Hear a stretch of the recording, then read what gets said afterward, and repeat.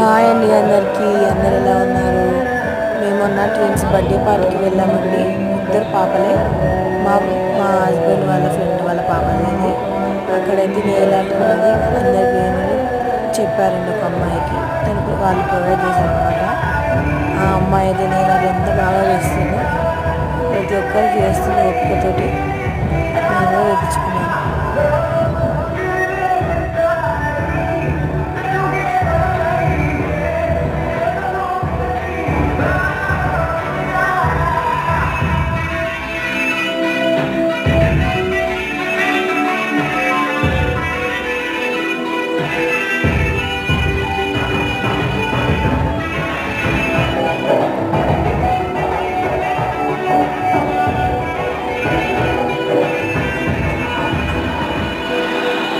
అరే ఈ చెత్త